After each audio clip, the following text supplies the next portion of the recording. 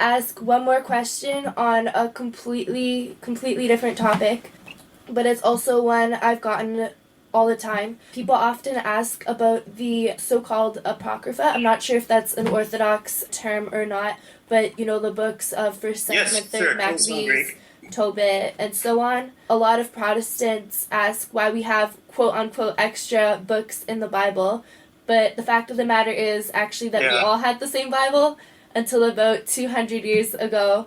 So maybe you could explain why don't they have these books? Why do they, I don't want to say reject certain books in the Bible, but why is the Protestant Bible shorter than our Bible?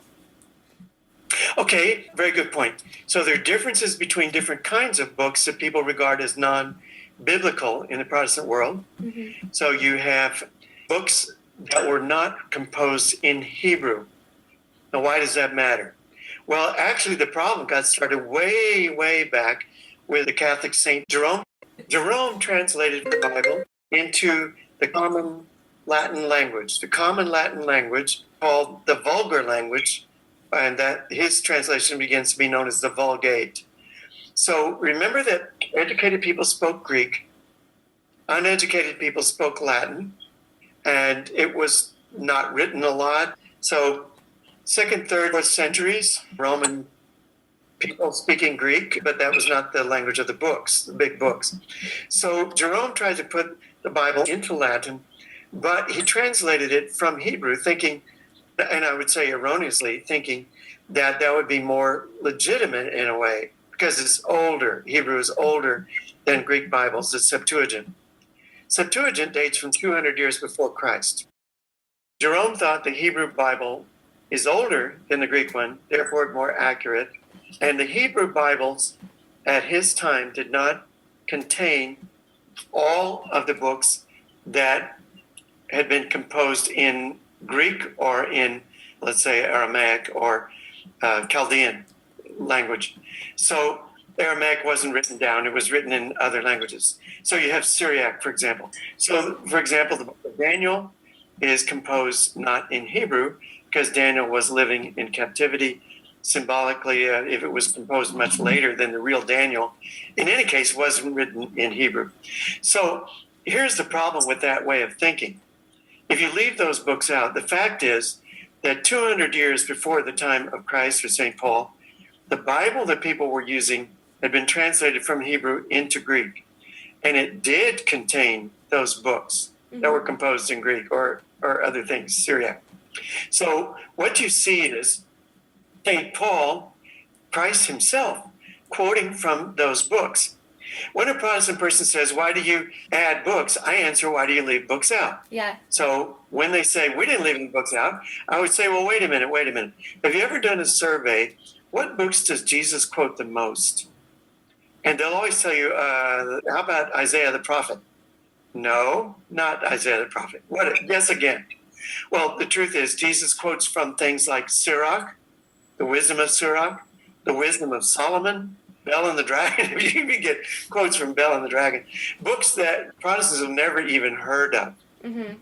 So parts of the book of Daniel that don't exist in the Hebrew Bible. So the next question is, why would Jesus quote from those books if they're not inspired books? Mm-hmm. Another question is, if these people 200 years before the time of Christ who spoke both Hebrew and Greek, translated from Greek, Hebrew into Greek, would I trust their translation more than I would trust a translation made in 1620, like the authorized version of the Bible under King James? My answer is I would absolutely trust it more. So if I look at Septuagint, the Greek Bible, 200 years before Christ, it contains things that Paul, James, Peter, Christ quote from that are not found in Protestant Bibles. And they quote from them because they were part of the Holy Scriptures. Now, let's take that. Protestants often say, but St. Paul said that the Bible is inspired by God and good for teaching. Mm-hmm. I say, yeah, that's because you don't read it in Greek. It doesn't say the Bible. There wasn't the Bible. St. Paul says the writings. The writings included a lot of things. Mm-hmm. A like Proverbs, wisdom, wisdom of Solomon, things like that. So Paul was referring to a tradition of writings. Paul also uses the word tradition, by the way. Mm-hmm. That's what we Orthodox talk about, tradition. Mm-hmm. So we have a tradition of the Bible that's older than Jerome and far older by many centuries, by almost 2,000 years, over 1,600 years older than Protestant Bible. Now, one last point to make. When did the Hebrew Bible become codified as the Hebrew Bible? Do you know? That's an interesting question that I think most Protestants have no idea. They would say, no, that was before Christ. And the answer is no, it wasn't. Mm-hmm. The apostles were using the Greek version of the Bible because hardly anybody could read Hebrew. That's why you had to have scribes and Pharisees. Pharisees could read Hebrew, but most people could not. Some of the new rabbis were a new movement at the time of Christ. So the rabbis could often read the Hebrew. Hebrew didn't have vowels in it, so people couldn't always tell what the words were. So it was a long time after Christ, 200 to 300 years before rabbis tried to put vowels into the Hebrew letters of the Bible, the Old Testament. By then, Christianity was well established. So they didn't want to contain books that the Christians were using a lot. Now, what books would Christians use a lot? Well, I already told you, they're apocryphal books. These books that were written later during the 200-300 years before the time of Christ, 400 years before Christ. So the other thing was they didn't like it that Christians quoted from Psalms and showed those as prophetic.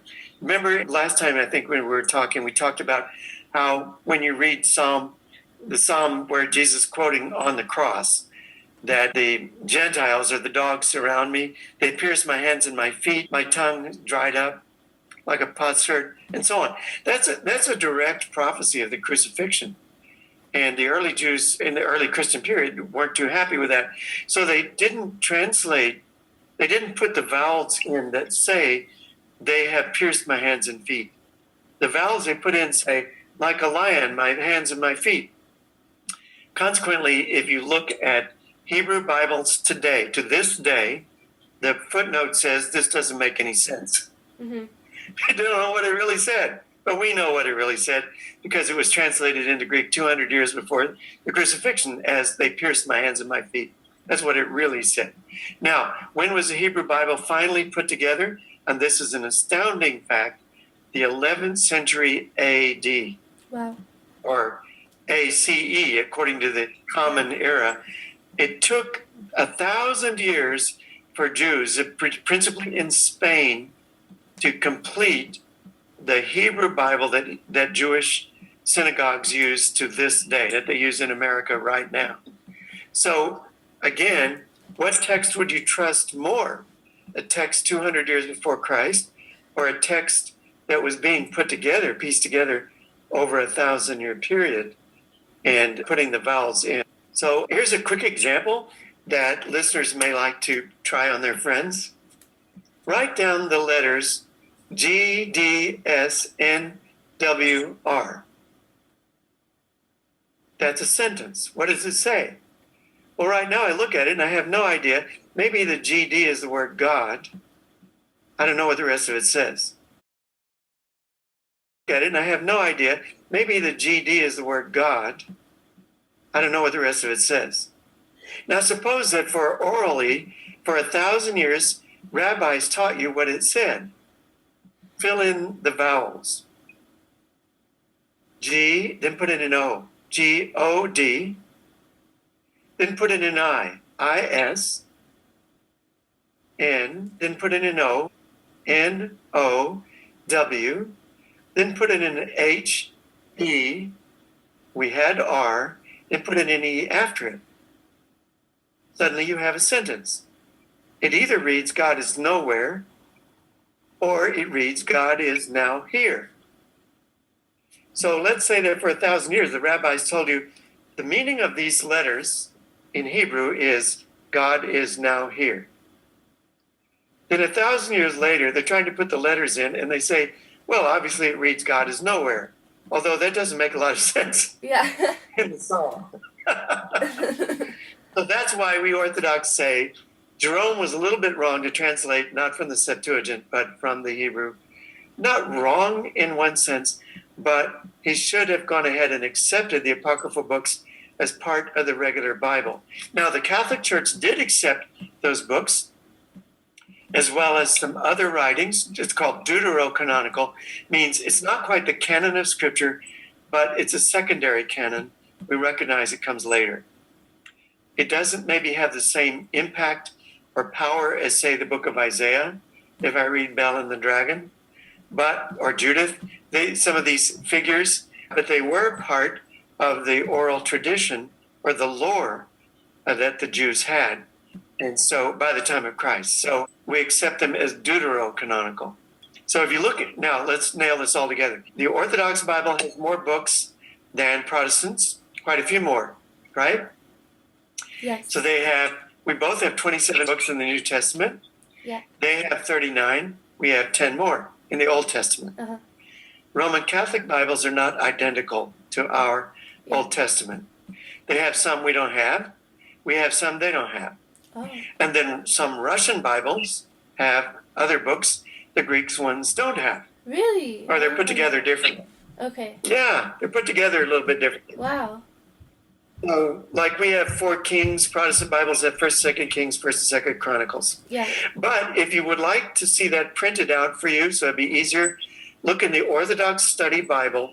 In the very beginning of the Bible, it has a list for you of Orthodox books, Roman Catholic books, and Protestant books.